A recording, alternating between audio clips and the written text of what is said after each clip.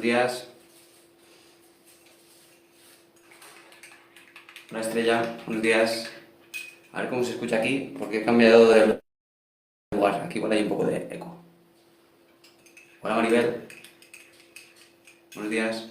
¿Cómo se escucha aquí con el eco? Con la cueva, en la cueva esta en la que estoy. Hola Mamé, buenos días. Buenos días Maite.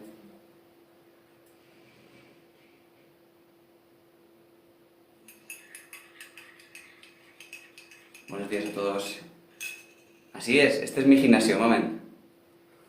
Estoy en mi casa, en la parte de abajo, en una especie de sótano o de trastero que me lo monté yo y me hice mi gimnasio. Aquí está, ¿ves? Las pesas, la máquina, ¿ves? Y ahí detrás el calentador de todo. Y aquí es donde entreno yo todos los días. Y quería venir hoy aquí porque se escucha bien, ¿no?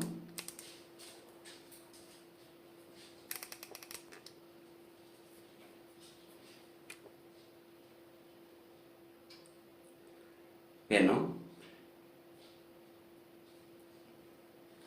¿Dos trabajos a la vez? No, no. Solo uno. Quería venir hoy aquí para destacar la importancia de la psicología del deporte también. Es súper importante el deporte en la psicología y vamos a hablar un poco de eso también hoy. Ya estuve hablando de esto en la radio, lo mencioné.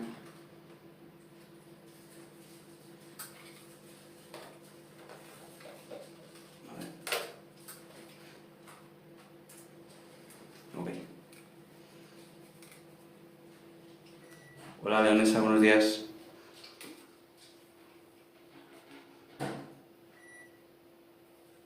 Y vamos a hablar de psicología también, como siempre, ¿eh? No vamos a hablar de deporte solo, pero quiero remarcar siempre la importancia de esto para la propia psicología. Vamos a ver incluso los cambios cerebrales que se producen bueno, a la hora de hacer deporte, que no solo es el cuerpo el que se beneficia, sino también el cerebro. Y vamos a ver qué es lo que pasa. A ver esto, un momentito. Que no veáis para trasladar todos los aparatos. Tu hija es Cafaiz, eso es lo de profesora de educación física o algo así.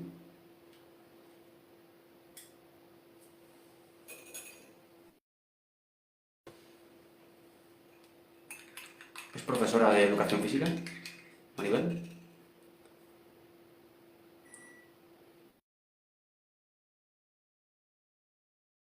Tenemos una primera pregunta por aquí.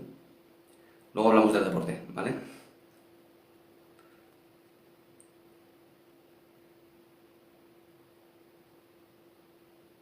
A ver qué nos pregunta por aquí. Ciencias de la actividad física y del deporte, ¿vale? Pero eso es para trabajar de profesora de gimnasia rítmica, de profesora de educación física en un instituto.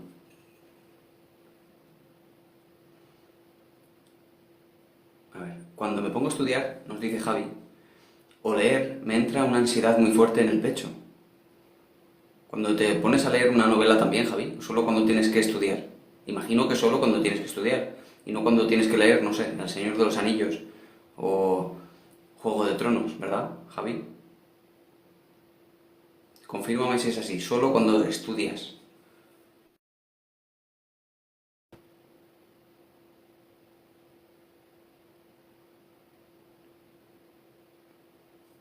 Hola, buenos días.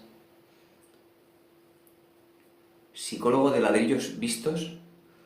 No sé si es una crítica, no sé, no he entendido. O no, quizá no lo sea. ¿Qué significa eso, Josep? Pues mira, Leonesa, ayer estuve hablando de los sueños en la radio y hablé precisamente de cuánto hay de mito respecto de qué significa soñar ciertas cosas, como decía Freud. Buenos días. Bueno, me veréis aquí en el gimnasio. No soy profesor de gimnasia, ni monitor de gimnasio, ni nada de eso, soy psicólogo. Solo que hoy he cambiado el lugar del set para, bueno, para remarcar la importancia del deporte y, bueno, de paso, cambiar un poco de lugar, dar un toque diferente. Decía Leonesa que Freud hablaba de la interpretación de los sueños, qué significaba cada cosa, de eso no hay ninguna evidencia, a pesar de que luego se ha intentado por muchas vías confirmar esas hipótesis interesantísimas, no se ha encontrado eso. Lo único que sabemos o podemos afirmar es que los sueños, el contenido de los sueños sí parece tener algún tipo de relación con la motivación, con aquello que nos motiva. Es decir, pudiera tener algo que ver con lo que decía Freud, de que hay un deseo de algo, y eso transforma los sueños de algún modo, sobre todo cuando se repiten. ¿Soñar con extraños en sí mismos es algún problema? No, no significa en sí mismo quizá nada más que una preocupación que tú tengas con respecto a relacionarte con extraños. ¿Es así? ¿Tú tienes una preocupación con eso? ¿Algún tipo de preocupación?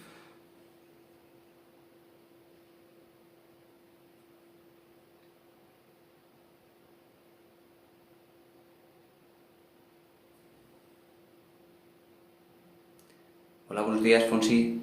Hola, Fabricio. Cambiado de set, oye.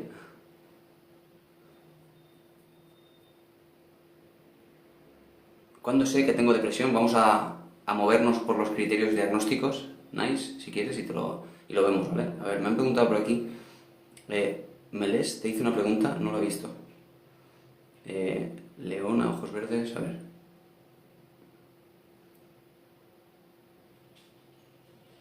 Pues no, no la veo.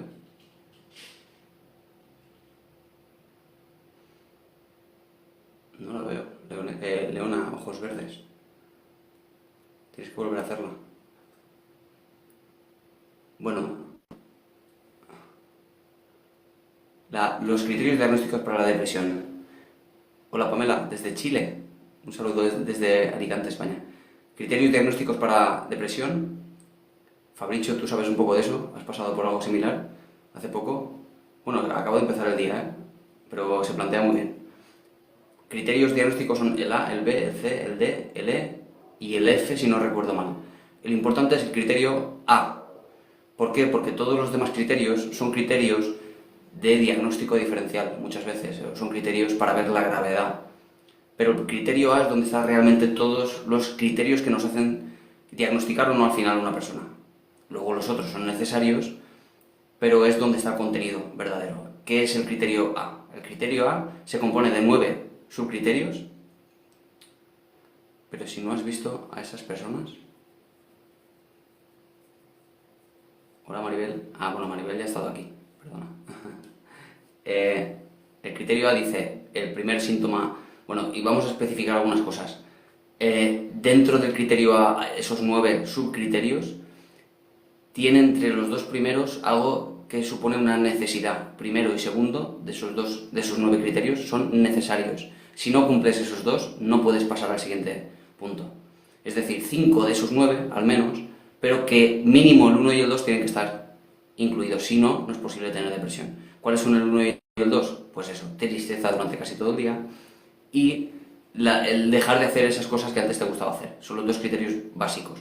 Y luego está el criterio, dentro de esos 9, pues el lentecimiento motor o agitación psicomotora, la pérdida de peso, aumento de peso, el insomnio o hipersomnia, que veis que son muy dimensionales, un extremo u otro. Los sentimientos de culpabilidad, la ideación autolítica, etc. Son 9, no los he contado, pero los tengo más o menos ahí memorizados. Eso para cumplir el criterio A. Tienes que cumplir 5 de 9. ¿Vale? Y luego está el criterio B, que supone que haya un malestar clínicamente significativo, como todos los trastornos mentales. O un deterioro clínicamente significativo, o un malestar... No, perdón. Deterioro significativo, lo he liado. Un malestar clínicamente significativo o un deterioro social o laboral. Eso es, el criterio B. Y luego el criterio C, que no se expliquen los síntomas por otros tipos de enfermedades, médicas, por ejemplo, etc. Eso es la depresión. Es decir, no es tristeza solo. Supone mucho más contenido para poder realmente entrar en todas esas categorías, ¿vale? Y debes cumplir con todas ellas, ¿eh?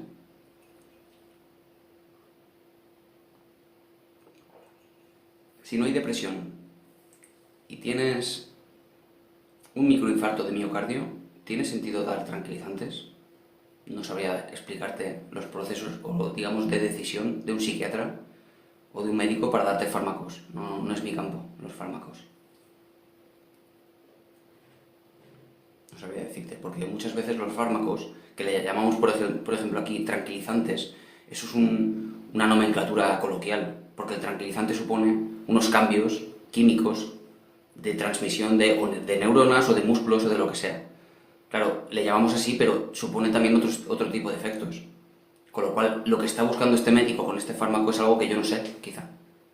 Yo solo sé quizá el principio activo que supone para la psicología, ¿no? Para el trastorno mental. Así que no sabría decirte.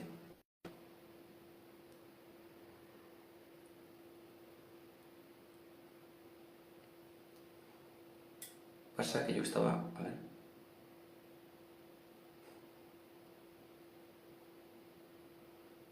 Ah, que tuviste un sueño muy raro. Vale, a ver. Estabas con tu mamá en un sillón, vi una cortina de la casa, había arañas raras con patas cortas, escorpiones. ¿Y qué significa esto? Pues nada, en general nada. No, no hay que darle demasiada importancia al contenido de los sueños. Ahora, si un mismo sueño se repite y se repite en forma de pesadilla, ayer contaba que hay terapia para esto. Hay una terapia para las pesadillas, como tal, y funciona muy bien, ¿eh? Es sobre todo la reescritura de ese sueño con un final diferente y después la imaginación y práctica de ese sueño, de cómo termina de forma positiva, digamos. Eso suele tener luego una interferencia con el sueño por la noche.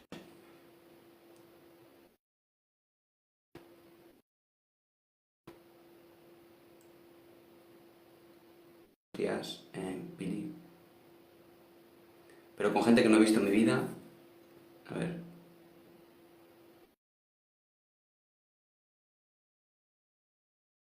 Me baja de la cabeza mucha presión y acaba doliéndome toda la cabeza. ¿Por qué es? En la parte baja de la cabeza. Es algo muy específico. Es algo quizá que habría que descartar sobre todo por la parte médica. Que no tengas nada de tensión, algo que sea más bien médico, no tanto psicológico. Si es un dolor de cabeza, siempre habrá que descartar que haya algún tipo de problema esotérico o lo que sea. Con lo cual es un médico el que te va a ayudar con eso. ¿Sabes? Leona ojos verdes. ¿Qué supone cuando no hay nada físico, no hay nada médico que explique los síntomas? Entonces es cuando, a través de los psicológico. Pero lo primero es descartar que no haya nada tensional, porque si lo tensional explica los síntomas, no tienes ningún problema psicológico y no necesitas de psicología. ¿Entiendes?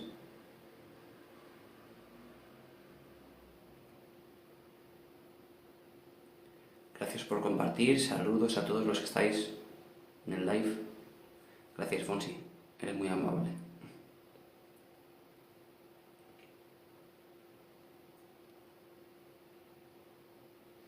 A ver, aunque no tengo experiencia, nunca fui a un doctor o algo así por mi edad y porque no quise. Por tu edad, ¿y por qué razón? Porque yo tengo pacientes de 60 y pico años que nunca han ido a un psicólogo y les viene después muy de no haber ido antes.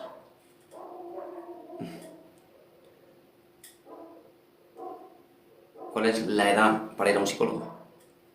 Pues pacientes con 5 años ya acuden a la consulta y pacientes muy avanzados en la edad, rompiendo sus bloqueos mentales que les llevan a suponer que la psicología no funciona, que es de locos, etc. Hay personas mayores que rompen todos esos esquemas, mucho más las mujeres que los hombres, por cierto, mucho más. Con lo cual nos lleva a veces a aumentar las prevalencias de los trastornos psicológicos en mujeres, más bien porque las mujeres son las que acuden a consulta mucho más que los hombres. Porque los hombres, ¿por qué razón? Porque los hombres, es cierto que tenemos entre nuestro haber cultural una presión del fuerte, del del macho, del que nunca sufre por nada y nada le afecta. Algo muy parecido a las películas del oeste, de John Wayne. Eso supone que el que llora, el que lo pasa mal, es débil, no está cumpliendo con ese patrón de fortaleza que debiera cumplir, y eso pues hace que evite ir al psicólogo porque considera que eso es de débiles. Las mujeres no tienen esa presión tan grande y digamos que les es más sencillo ante un sufrimiento, el que sea, acudir a un profesional para buscar ayuda. Hay diferencias culturales en este caso.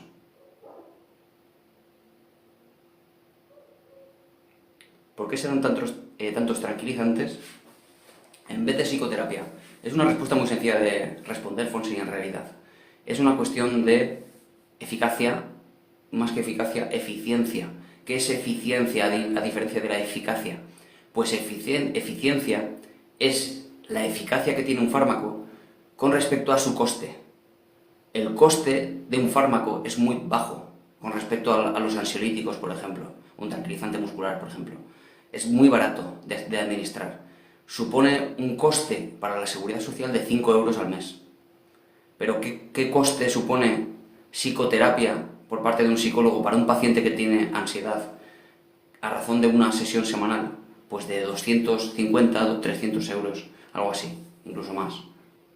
Con lo cual es menos eficiente, y la seguridad social ha decidido, dado que los tranquilizantes también funcionan según la ciencia, son eficaces, eficientes, incluso más, pues es la vía que tienen de solución a un problema tan grande como para suponer que, como para que la evidencia nos diga que hay incluso un 20% de la sociedad de personas con ansiedad y depresión. Eso es mucha gente en España, son 10 millones de personas. No se le puede, o al menos no con la optimización económica que hay con respecto a la sanidad pública, no se puede ofrecer eso a 10 millones de personas. No sé si es un problema de falta de fondos o si es un problema de falta de optimización de fondos, de a qué se dedican los fondos, dónde se dirigen.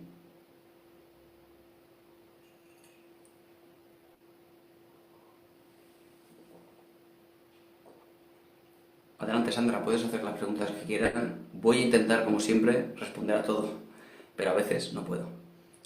Habla del BDNF. Pues sí, mira, el BDNF es el factor neurotrófico derivado del cerebro, que no es el único. Hay otros factores derivados del cerebro que también, digamos, supone un cambio a nivel cerebral gracias al deporte. Como pues las neurotrofinas, hay un factor vascular también importante, un factor de insulina también. Todo eso mejora solo por hacer deporte. Es súper interesante hacer deporte por eso, y por eso era el objetivo de cambiar este escenario. La importancia de hacer deporte no es solo por una cuestión de estética, que desde luego también, sino sobre todo porque no es que te mejore el cuerpo, es que te mejora el cerebro. Está asociado a la neurogénesis. ¿Sabéis eso que decían hace tiempo? Que es cierto. Que en realidad uno sigue generando nuevas neuronas toda la vida. No es como antes creíamos, que los niños pequeños están desarrollando nuevas neuronas hasta que llega la edad adulta y no vuelven a segregar o a generar más neuronas. En realidad, durante toda la vida vamos generando nuevas neuronas en la parte del hipocampo. Bueno, pues el BDNF, esto que se produce gracias al deporte, mejora esa neurogénesis en el hipocampo, y no solo eso, Sena, sino que además mejora, digamos, la regeneración de los axones y las dendritas, que son esas patitas que tienen las neuronas. Las neuronas tienen un cuerpo central y luego tienen ramas, patas, que es como se conectan unas a otras. Esos son los axones, que es lo que emite, y las dendritas, que es lo que recibe.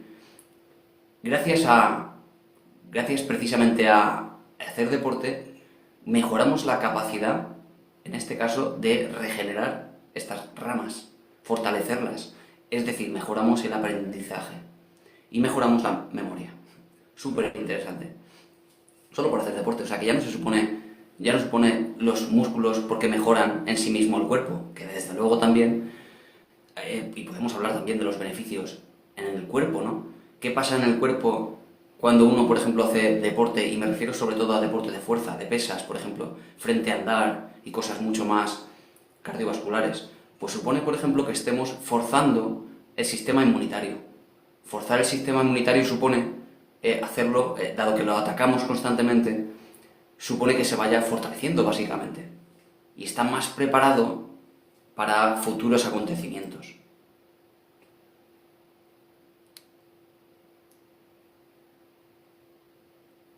¿Qué recomiendas para la ensoñación desadaptativa? No tengo ni idea. No tengo ni idea de lo que me estás hablando. Ensoñación desadaptativa. ¿Qué es eso? ¿Es la primera vez que lo escucho o hace mucho tiempo que lo vi y no recuerdo?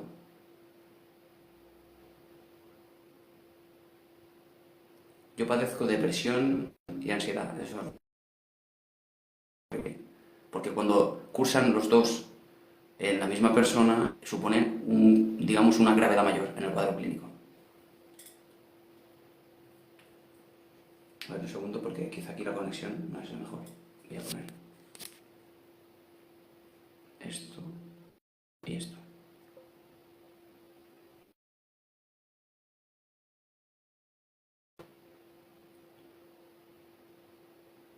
Muy bien. Hola Susana, bienvenida. Aquí me verás en un gimnasio hablando de psicología.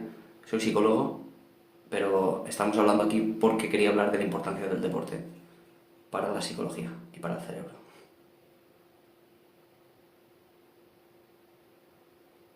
Desde pequeña sueño que me caigo al vacío y nunca llego al fondo. Y se me caen los dientes. Claro, veis, cuando uno es pequeño, teme, le da miedo que se le caigan los dientes.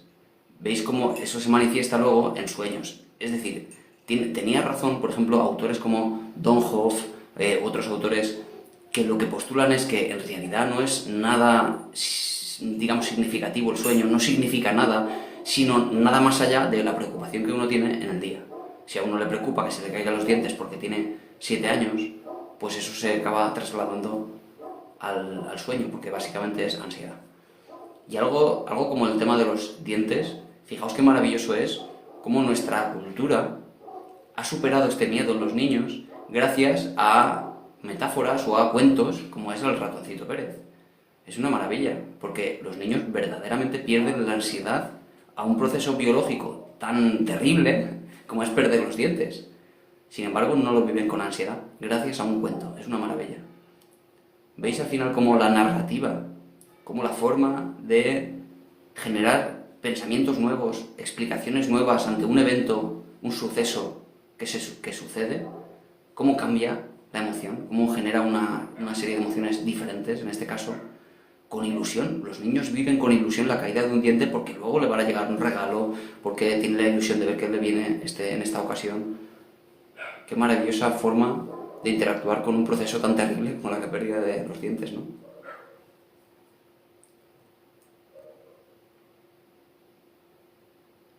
¿Qué recomiendas para una mamá que se siente culpable por perder la paciencia con un nene con TDAH? Gestión emocional, CECI.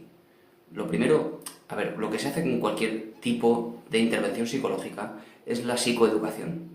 ¿Qué es la psicoeducación? Que tú comprendas, por un lado, qué es lo que le está pasando a este niño, porque desde luego hay diferencias a nivel de cerebral, y por otro lado, que la madre, el padre, el cuidador entienda principios conductuales de cómo debe intervenir con este niño. Porque es que hay verdaderas diferencias con un niño con TDAH. Y te voy a proponer una para que entiendas qué gran diferencia es un cerebro con un niño con TDAH.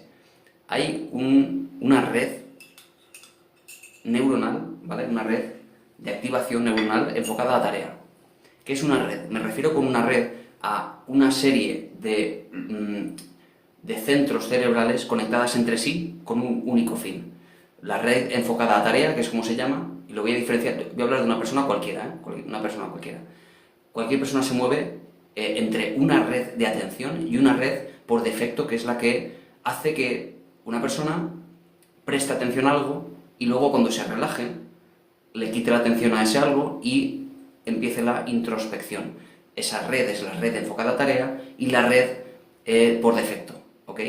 ¿Veis? Que eso cualquier persona, ¿eh? Alguien se centra en algo, alguien se pone a leer, enfoca, y esa red que tiene su propia vía cerebral, hablamos de la vía la cortical, a nivel prefrontal hay diferencias entre la vía dorsal y la vía ventral, pues esa vía conectada por otra rama con respecto a la otra vía por defecto, por eso se le llama red, ¿vale? Tened en cuenta esto, una red enfocada a tarea, una red por defecto. Bueno, luego hay una especie de interruptor que cambia de una a otra, porque funciona así. La red enfocada a tarea se desactiva por completo cuando se activa la otra. Y la red por defecto, cuando se activa, se desactiva la red enfocada a tarea. Bueno, hay un interruptor que es la red de saliencia que hace que uno se active o se desactive, que sea una transición saludable. Bien, ¿por qué te digo esto, Ceci? Porque una persona, un niño con TDAH, tiene grandes dificultades en desconectar la red por defecto cuando se activa la red enfocada a tarea. ¿Ves el problema?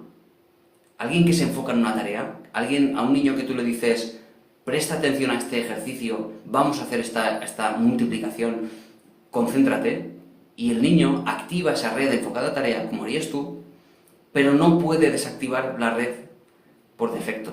Con lo cual siguen sus estímulos de introspección, siguen sus estímulos externos llamándole, siguen mandando un montón de estimulación extra que tú no recibes. Es muy importante la psicoeducación, es decir, entender los procesos que están subyaciendo a la conducta de una persona. Y en el caso del TDAH hay serias diferencias. Y ni siquiera hablamos de que sea peor, hablamos de neurodivergencia, de una forma diferente de procesar la información. Eso es peor o es mejor, ya será aquel que está enfrente juzgando el que diga eso es peor o es mejor. Pero ¿entiendes la diferencia? De verdad que hay tantas diferencias en la forma de procesar esa información. Hay una menor activación dopaminérgica en el área prefrontal, la que permite prestar atención a algo. La culpa es porque antes de saberlo creía que era rebelde y le reñías, ¿no? Rezongaba.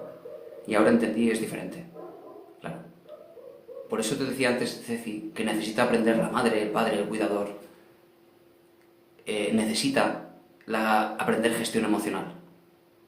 Necesita aprender a gestionar su rabia para no enfadarse. Necesita aprender su ansiedad. Necesita aprender incluso la culpabilidad que genera ciertas conductas después. Porque claro, ya se ha producido el reñir, el gritar, el decir alguna cosa que no querías decir. Y luego encima acontece la culpabilidad de haber hecho eso. Otro nuevo azote de emociones negativas difíciles de sobrellevar en el largo plazo. La madre necesita aprender gestión emocional. Y para eso se trabaja con niños con TDAH, con los padres también, claro. No solo con los niños. Los padres necesitan aprender técnicas conductuales para tratar a los niños y luego gestión emocional, claro. Y eso, desde luego que mejora. Buen día, Alberto. ¿Qué tal? ¿Me recuerdas de algún lugar? Hola, desde Serbia. Es que somos muy internacionales aquí. Somos muy internacionales, cada vez más.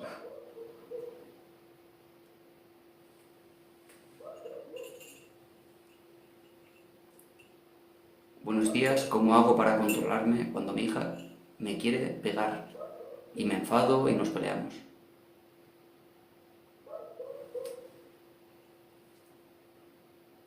A ver. Sí, porque que te quiera pegar, Pau, claro, eso no puedes dejarlo pasar. ¿Qué consecuencias tiene esta hija cuando te pega? Con tal de evitarlo, me refiero. Porque una cosa es que te pegue y otra cosa es que te enfades, son dos cosas diferentes. Pero lo de pegar, eso hay que aprender a controlarlo de forma conductual, no a través de la gestión emocional. No puedes permitir que te pegue. ¿Qué consecuencias hay después? Eso suele alimentar o castigar esa conducta. Gracias por el consejo. Amé la explicación de la red. ¿Dónde puedo leer más sobre ello? Pues como yo no leo libros al uso de psicología, yo solo leo libros de texto, no te puedo recomendar nada más que lo que yo lea. Así que yo te recomiendo que si quieres profundizar en el tema, acudas a libros de universidades que hablen del tema. Escritos probablemente para gente un poco formada en el tema, pero no importa, uno con un esfuerzo puede conseguirlo. A ver, no quiere que le ponga límites, le saqué el celular, nada. Claro, ningún niño quiere que le pongas límites, desde luego. Pero, a ver, ¿por qué razón te pega? Entonces, ¿qué puedes hacer para que no te pegue? Tienes que solucionar eso. Yo le digo, las manos no son para pegar, y le sostengo las manos, pero no me oye. A ver, tenéis que tener en cuenta, cuando decía Ceci esto de las consecuencias conductuales, tenemos que tener en cuenta que una conducta es lo que está en medio. Hola, desde Bolivia, no te digo que somos muy internacionales. La conducta es lo que se ve de una persona, está en medio de dos cosas. La conducta es la B del ABC. B de behavior, conducta. A es el antecedente, es el disparador, el desencadenante de una conducta. Algo ha estimulado esa conducta, es decir, si a ti te pega, desde luego algo lo ha incitado, algo le ha hecho cabrear a ella, digamos de algún modo, algo ha iniciado eso, lo que sea, no sabemos qué es. Y luego está la consecuencia. La consecuencia, lo que está detrás de su conducta, de pegar en este caso, es lo que acaba reforzando o castigando o reduciendo la probabilidad de que eso se vuelva a producir. Así que hay que centrar el tiro en la consecuencia de lo que está pasando, porque tenemos que cambiar de ahí alguna cosa para que no se vuelva a producir o para que se reduzca. ¿Entendéis esa relación entre antecedente, conducta y consecuente? Y por eso te decía Ceci antes que necesitan los padres conocer los principios conductuales a través de los cuales un niño se comporta, porque eso le va a venir muy bien para poder manejar a su hijo. Y manejarle no significa hacer que haga siempre lo que tú digas, pero desde luego hay cosas como el pegar que hay que evitar a toda costa.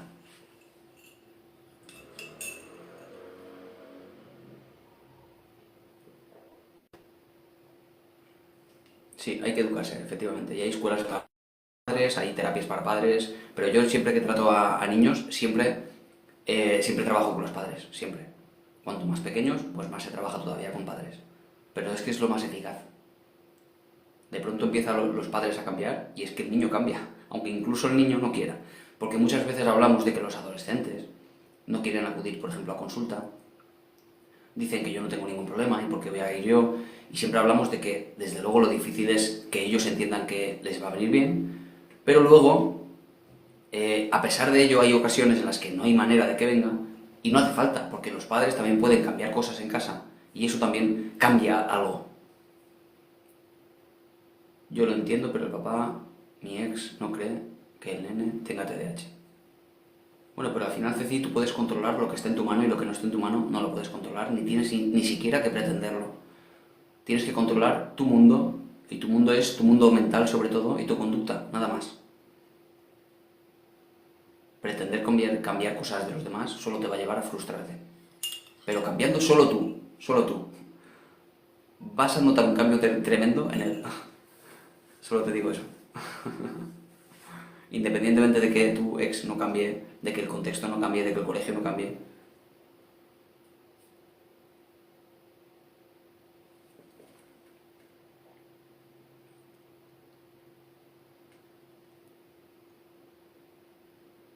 A ver, eres muy agradable, hablas con calma y tienes cara de buena persona. Qué bueno, Sara, muchas gracias.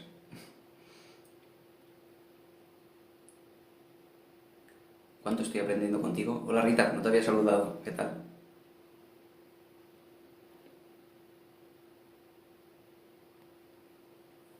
A ver, Sandy, ¿está por aquí mi hermano?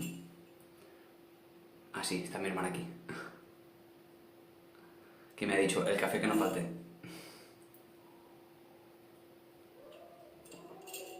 He visto, Sandra, estamos hoy en el gimnasio para... por cierto, hoy te vienes, ¿no? Esta noche te vienes.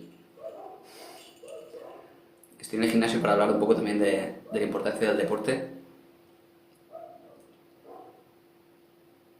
Ah, vale, sí, me lo poníais aquí arriba. Nueva ubicación para los directos, sí. Bueno, estoy esperando a que Ju me cuente qué es eso de la ensoñación desadaptativa, porque no lo he escuchado. Probablemente tenga algún tipo de ubicación dentro de la psicología, pero no recuerdo ahora, quizá.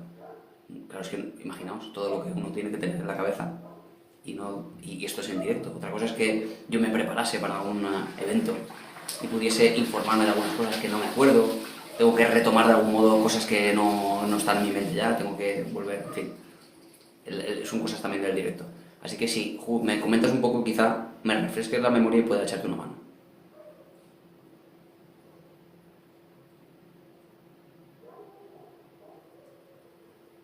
Aquí estoy para escucharte sin juzgarte. Qué bueno, Adrián. Me encanta.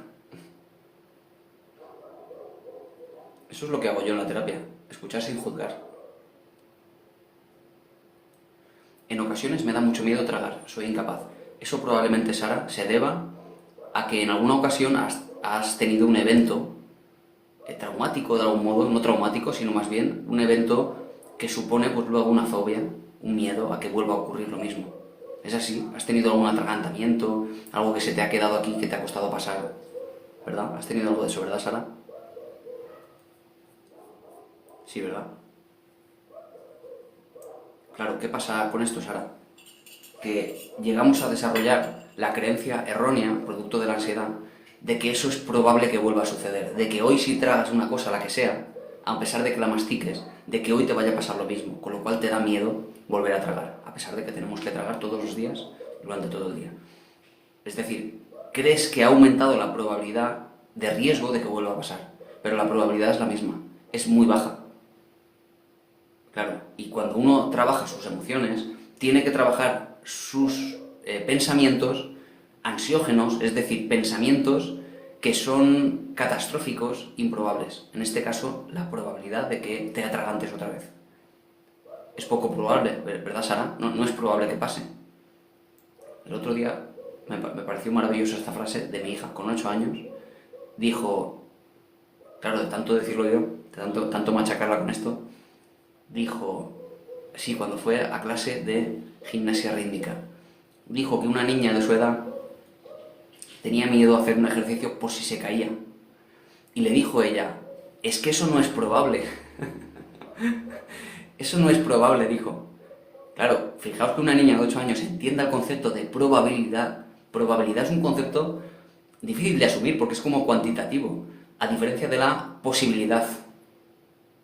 La posibilidad supone que es posible o no es posible, o sí o no, nada más.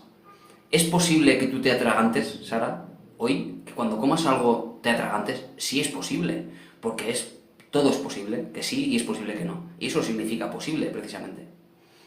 Pero es probable, es otro concepto muy diferente. Si analizásemos la probabilidad, teniendo en cuenta, Sara, todas las veces que tragas, todos los días cuando comes algo, podríamos sacar la estadística y decir la probabilidad de que hoy cuando coma alguna cosa me atragante es de 0,0005, por ejemplo. Eso es un análisis racional de un pensamiento irracional. ¿Entiendes? Eso le llamamos reestructuración cognitiva. Es una técnica psicológica para los pensamientos que producen ansiedad. Cuanto más me ocurre es cuando estoy nerviosa o con gente. Claro. El otro día hablábamos de cómo uno debe aprender a generar una alternativa de pensamiento, como esta que te propongo, no es probable que me atragante hoy, y cómo tiene que empezar a focalizar en esa opción y no en esa que genera ansiedad. Porque si tú le prestas atención a ese pensamiento de ¿y si me atraganto? ¿Y si me...? te va a causar ansiedad, sencillamente.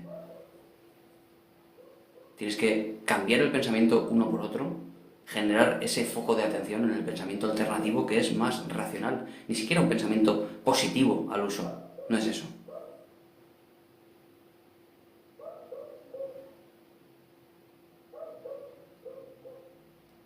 Voy saliendo de una guerra mental en silencio, Adrián. A ver.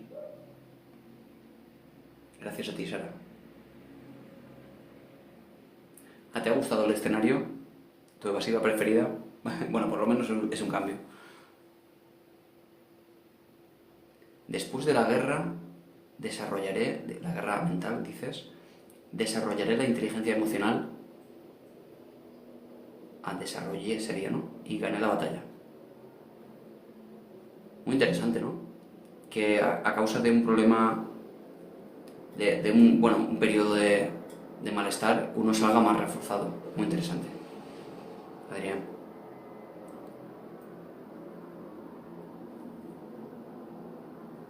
A ver, mi hermana tiene varios intentos de irse, no me habla.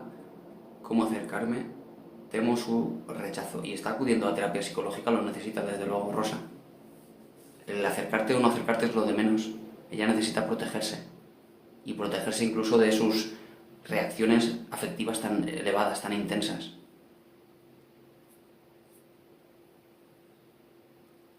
Es decir, ahora mismo, el hecho de que te acepte o te rechace es lo de menos, me refiero a Rosa. Está pasando por un proceso muy complicado y necesita ayuda psicológica, psiquiátrica. ¿Está acudiendo a terapia? Me imagino que sí, ¿no? Hola, Lisette. ¿Has visto el cambio de escenario? Estamos en el gimnasio, en mi gimnasio personal. Te lo voy a enseñar, Lisette, por si no lo has visto. Es un pequeño gimnasio de casa, muy casero. ¿Qué te parece?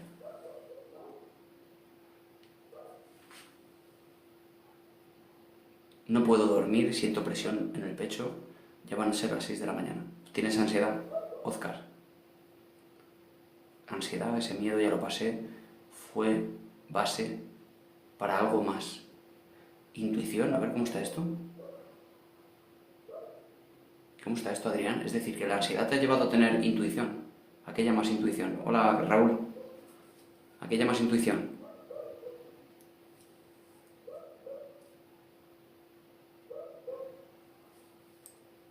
Está muy aislada, no sé. Bueno, a todos los que me habléis de ansiedad, recordad, para gestionar la ansiedad, al igual que para gestionar cualquier emoción, uno debe aprender a gestionar lo que inicia esa ansiedad. Y lo que inicia esa ansiedad, al igual que nos contaba por aquí hace poco, que le daba a alguien miedo el tragar y atragantarse, por ejemplo, lo que inicia la ansiedad siempre es un pensamiento catastrófico sobre algo que ni siquiera es probable que ocurra. Así que hay que aprender a generar alternativas de pensamiento frente a pensamientos de ese estilo, que son involuntarios, automáticos, negativos. Hay que generar una alternativa contracorriente que explique mejor lo que está pasando. La guerra mental les sucederá a todos, pero en su debido momento. No necesariamente, Adrián. La guerra mental, es decir, cualquier trastorno psicológico, ansiedad, depresión, no necesariamente le pasa a todo el mundo en algún momento de la vida. Hay muchas personas que no pasan por eso, de hecho es la mayoría, Adrián.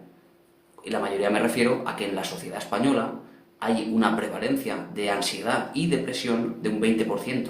Significa que hay un 80% de la sociedad que no tienen ansiedad.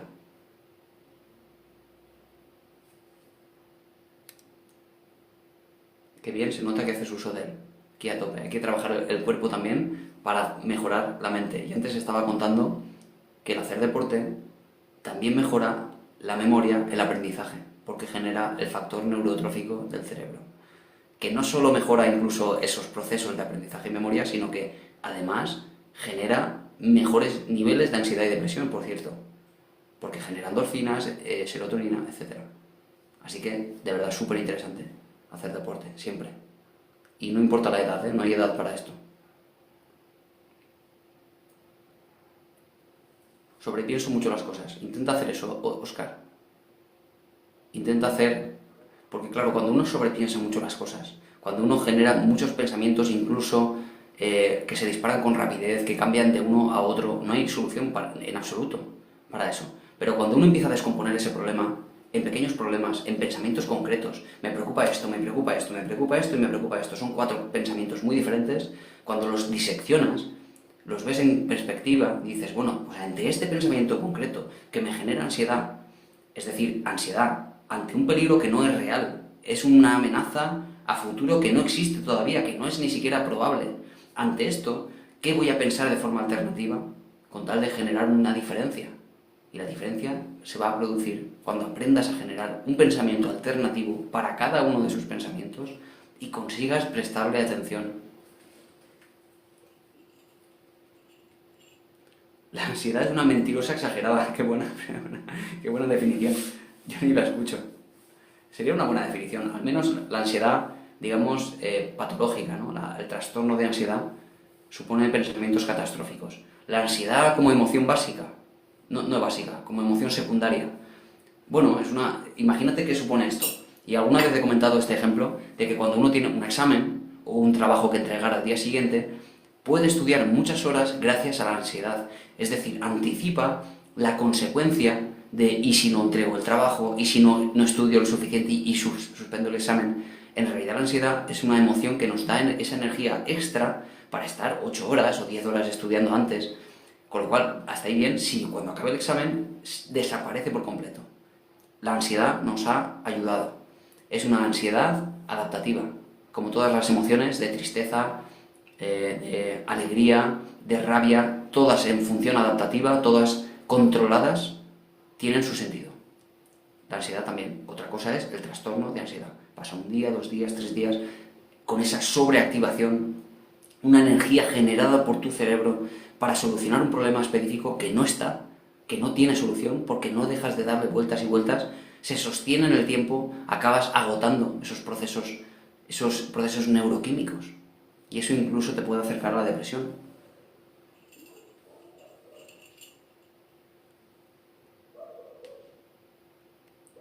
Muchos le temen porque bueno, no puedo decir esa palabra, se quitan la vida. La mente ganó la guerra. Veo que esa metáfora te ha servido para comprender algunas cosas, Adrián. Aunque, claro, lo que quería decirte yo antes es que tu experiencia no puede generalizarse a los demás.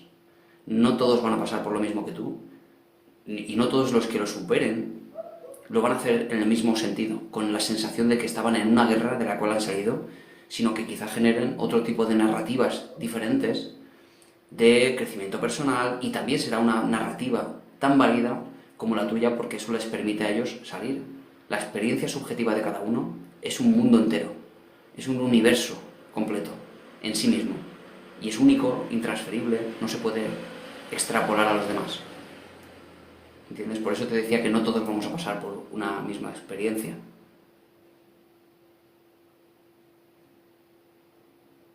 Pero me alegro mucho de que hayas salido, de verdad. Se pasa muy mal.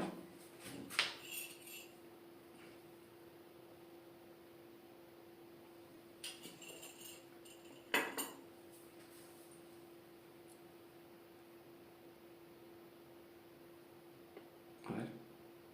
La mente nos alerta, traiciona, lleva el control de todos en algún momento y debe ser así. Nos alerta, nos traiciona. Bueno, pero con un trastorno, ¿no? ¿Te refieres? Tu evasiva preferida. Porque imaginad, por ejemplo, qué pasa con la mente cuando realmente hay una amenaza. Imaginad que, no sé, veis que pasáis por debajo de una obra y algo que está por encima colgando cae sobre nosotros y nos va a aplastar. Claro, tu cerebro ahí te está protegiendo por completo. Dispara todos los sistemas de alarma, se elevan rapidísimamente los efectos de la adrenalina en el cuerpo, activa el sistema nervioso autónomo, ¿vale? En su rama simpática. Se acelera el cuerpo de tal manera que sin pensar, sin mediación cognitiva ninguna, tus músculos de las piernas se disparan automáticamente, sin mediación ninguna. Te han protegido. No solo adrenalina, sino también noradrenalina, la que nos permite centrar la atención en aquello que es amenazante. Todo eso se produce en cuestión de microsegundos. Tus músculos se disparan y saltan para que en menos de un segundo hayas saltado huyendo del peligro.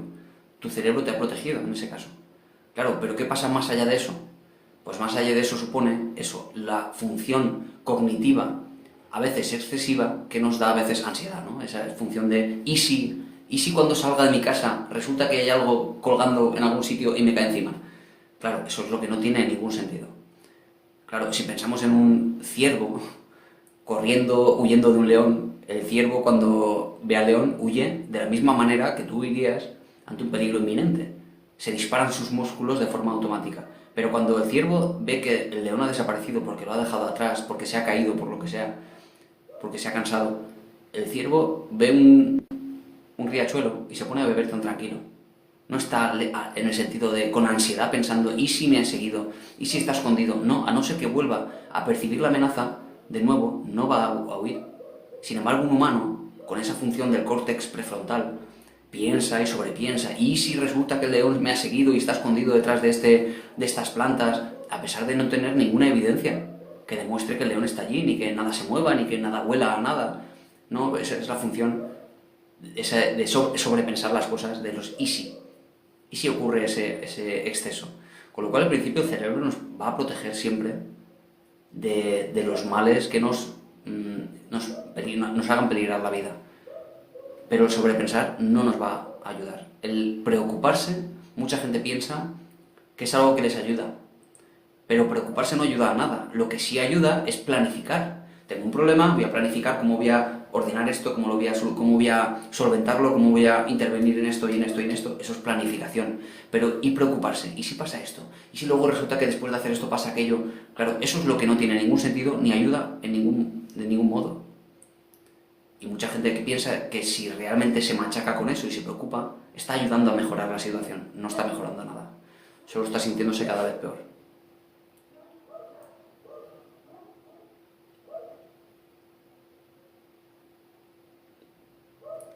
Pasa muy rápido, somos muchos y no da tiempo a leer todo. Sí, Rose, hago lo que puedo. No sé si me han dicho por aquí algo de que no contesto, siempre pasa. Y como siempre digo, el objetivo de estos directos no es contestar todos los mensajes porque es imposible. El objetivo de estos directos es la divulgación científica de la psicología, es decir, vamos a hablar de psicología. Y sencillamente hacer esto lo más interesante para aquellas personas que les guste esta ciencia. No es contestar a todos, uno por uno, todos los problemas con tal de resolver todos los problemas. Eso es lo que se hace en una consulta. ¿Vale? Si alguien necesita una consulta, ahí tiene mi página web, zobrelpsicología.com, o me puede escribir por privado para ese fin, que al final sería otro fin, que no es este. ¿Vale? Yo vivo todo el día pensando siempre por delante, efectivamente. Eso es lo que genera ansiedad. Y es, por ejemplo, algo que se trabaja en cualquier técnica relacionada con la meditación, mindfulness o la respiración. Intentar prestar atención a tu entorno, a tu contexto incluso auditivo, a lo que miras alrededor, o no necesariamente respirar con los ojos cerrados, sino que tú podrías ir, Marga, por la calle intentando visualizar aquellas cosas que, a pesar de ser las mismas calles todos los días, poder prestar atención a cosas que no te habías fijado nunca. A lo mejor un edificio con un techo que no habías mirado nunca, a prestar atención a los coches, las caras de la gente, en fin, las tiendas con las diferentes cosas que probablemente nunca te habías fijado porque siempre vas en automático, porque siempre vas pensando en esto, prestando atención a procesos mentales, en vez de prestar atención a tus pasos, al peso de tu cuerpo sobre el suelo, a la sensación que produce el aire en la cara. Eso generaría una cosa diferente, Marga. Generaría que frente a pensar o prestar atención a pensamientos, prestas atención a tu entorno. Eso desde luego te ayudaría mucho, Marga, y tienes que practicarlo, ¿eh? Esto se practica día a día. Vale, la ensoñación desadaptativa, nos cuenta Pamela, es la tendencia de fantasear interfiriendo la vida cotidiana. Vale, no lo sabía esto. Ensoñación desadaptativa. La tendencia de fantasear interfiriendo la vida cotidiana, ok. Con lo cual, ¿cómo solucionar esto? Para empezar es conocer cuál es el problema. ¿Por qué fantasea uno? Y muchas veces veremos casos, y yo conozco muchos, de personas que fantasean demasiado porque quieren demostrar algo que no son, porque quieren compararse con los demás en sentido igualitario, equitativo. Claro, habría que ver si realmente tienen un problema de interpretación de la realidad, es decir, incluso de disociación, que en realidad ven cosas que no son, o es que realmente están intentando parecer lo que no son. Claro, por eso, primero diagnóstico, cuál es el problema exactamente, con tal de buscar una solución. Pero siempre tiene solución. Sea cual sea el problema, una vez definido vamos a ir cambiando factores, como hace cualquier científico, con tal de que alguno empiece a funcionar y si no funciona, variaremos otro factor hasta que algo funcione. ¿Por qué motivo esta persona fantasea tanto? Vamos a empezar a generar cambios. Así es como trabaja la terapia psicológica y la ciencia en general.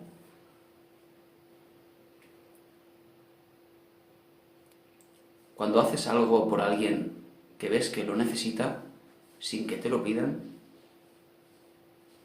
Este café está vacíísimo ya. Está súper vacío. A ver.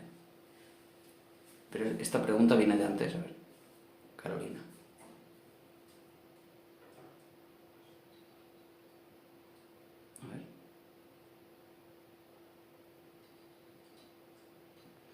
cuando haces algo por alguien que ves que lo necesita, sí, sin que te lo pida, sigue este comentario en algún sitio. ¿Qué quieres preguntar con esto? No sé qué querías decir con esto, Carolina. No sé si sería el comentario.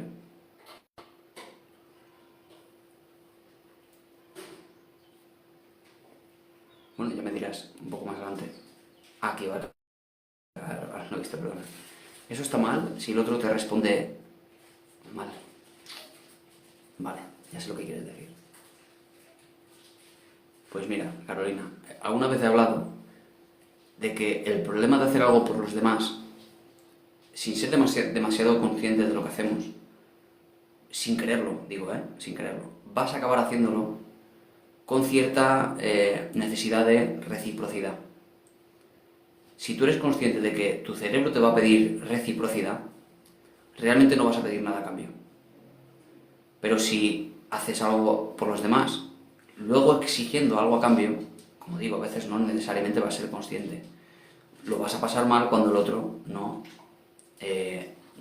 coincida contigo, no haga lo mismo que tú esperabas que haga. Es decir, te responde mal. Si tú y claro, por ejemplo, podemos poner el ejemplo más claro, que es que una madre lo dé todo por sus hijos, y sobre todo de esto hemos hablado mucho. Una madre lo da todo por sus hijos y luego se queja de que no le es recíproco, de que luego no le da el amor que yo le he dado a mi hijo, que yo se lo he dado todo, lo he dado todo por el dinero, esfuerzo, mi vida entera, y luego mi hijo pasa de mí. Claro. El problema es precisamente ese. Haber hecho tanto con la sensación oculta o la intención oculta, digo, de que luego nos cuiden, de que luego estén por nosotros, que nos presten atención, que nos den cariño. Eso siempre va a suponer un problema. Y en el caso de este ejemplo, ¿cuál es la solución? El amor incondicional. El dar sin exigir nada a cambio, y eso hay que hacerlo consciente, hay que trabajarlo. Y decir, ¿yo por qué estoy dando esto? ¿Por qué estoy ayudando a esta persona? Vamos a salir del caso de la madre. ¿Por qué lo hago esto? Lo hago porque quiero hacerlo, porque me siento a gusto haciéndolo. Solo por eso. Y hacer solo esas cosas porque realmente te gusta hacerlo, porque quieres hacerlo, porque te sientes bien contigo mismo. Porque hacer cosas por los demás te alimenta tu autoestima, tu sensación de altruismo, por ejemplo. Pero no para ayudar al otro. Porque en la medida en la que lo hagas solo por ayudar al otro, vas a esperar a cambio una recompensa que no necesariamente vas a recibir. Y lo vas a pasar mal. Bueno, chicos y chicas, voy a ir despidiéndome. Ahora tenemos el directo ya no para suscriptores, porque han cambiado. Ya no sé, ha pasado un cambio extraño ahí, ya no son suscriptores, ahora se le llama superfans, por alguna razón que TikTok me explicará, ¿vale? Así que vamos a hacer directo para los superfans, y si alguien quiere hacerse superfan, no tengo ni idea de cómo se hace, porque ha cambiado con lo de los suscriptores, pero vamos a hacer ahora el directo para este grupo. Somos ahora 14 o 15. Y bueno, es una experiencia maravillosa. Así que voy a ir cerrando esto y voy a abrir en el otro sitio. ¿Vale? Bueno, me despido por aquí. Adiós en YouTube. Muchas gracias a todos por escucharme. Y mañana no. Esta noche a las 8, porque hoy es miércoles, a las 8 en punto también hago directo los miércoles, ¿vale? Así que quien quiera venirse a las 8 horas española, de la tarde. Nos vemos por aquí. Adiós, me despido por aquí, por YouTube. A ver, ¿por qué una persona vuelve con su ex después de 7 años, luego de haber tenido un matrimonio muy interesante? Magnolia, ¿te vienes luego a las 8 y lo hablamos? A las 8 de la tarde o mañana a las 10, ¿vale? Sí, a las 8 de la tarde y mañana a las 10 de la mañana. Lo de las 10 de la mañana es todos los días y lo de las 8 de la tarde es solo los miércoles. ¿Vale? Muchas gracias, Mati, y Leonesa, y Pili, a todos. María, Mariam, Rose.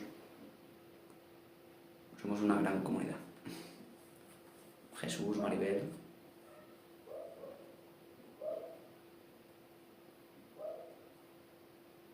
No me he enterado por lo que ha pasado Lisette con Magnolia.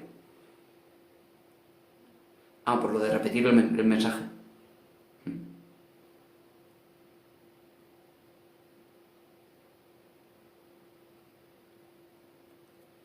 No pasa nada. Gracias por esos regalitos. A tu evasiva preferida. Adiós, luego a ver si te puedes venir. De nuevo, gracias. Sin duda tienes información funcional. Útil, ¿no? Digamos, información práctica, que es lo más interesante al final. No solo información por la información en sí misma, sino que luego se aplique en la vida cotidiana. Eso es lo más interesante. Bueno, Lisette, ahora nos vemos en el otro directo, ¿vale? A ver si puedes conectarte. A ver si consigo yo conectarlo, con lo de los superfans. Esos están raros. Bueno, chao, chao, adiós. Vente luego, Luna, ya hablamos del bullying, ¿vale? A las 8 de la tarde o mañana a las 10 de la mañana, ¿vale? Un abrazo, adiós. Voy a sacarme un café y vuelvo al otro directo, ¿vale? Adiós, chao.